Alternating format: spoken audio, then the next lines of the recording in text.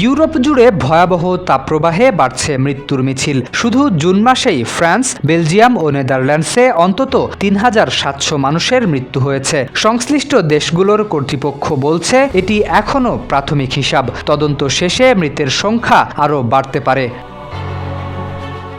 ২০ থেকে ২৮ জুন পর্যন্ত স্থায়ী হওয়া এই তাপপ্রবাহকে ইউরোপের ইতিহাসে অন্যতম ভয়াবহ তাপপ্রবাহ বলে মনে করছেন বিশেষজ্ঞরা। তীব্র গরমে বিদ্যুৎ উৎপাদন ব্যাহত হয়েছে, অবকাঠামো ক্ষতিগ্রস্ত হয়েছে এবং হাসপাতালগুলোতে বেড়েছে রোগীর চাপ। বিজ্ঞানীদের মতে জলবায়ু পরিবর্তনই এই চরম আবহাওয়ার প্রধান কারণ।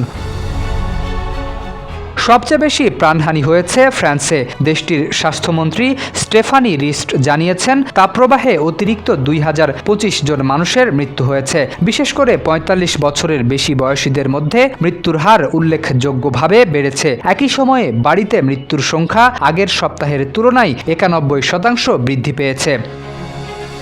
5+ স্টার রেটিং প্রাপ্ত দেশের সর্বোচ্চ বিদ্যুৎ সাশ্রয়ী ওয়ালটন এসি। স্মার্ট কমফোর্ট এখন নেক্সট লেভেলে। বেলজিয়ামে 18 থেকে 29 জুনের মধ্যে প্রায় ১,২০০ জনের মৃত্যু হয়েছে। এর মধ্যে ৮৫ বছর বা তার বেশি বয়সী মানুষ ছিলেন ৫৩০ জন। এছাড়া ৬৫ বছরের কম বয়সীদের মধ্যে ১৮০ জনের মৃত্যু নথিভুক্ত হয়েছে। অন্যদিকে নেদারল্যান্ডসে তাপপ্রবাহে প্রাণ হারিয়েছেন প্রায় ৪৮০ জন, যাদের অধিকাংশের বয়স ছিল ৮০ বছরের বেশি।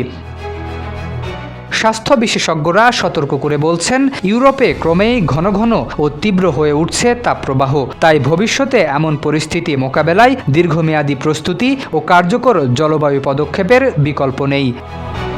শরীফ উদ্দিন, ইত্তেফাক নিউজ।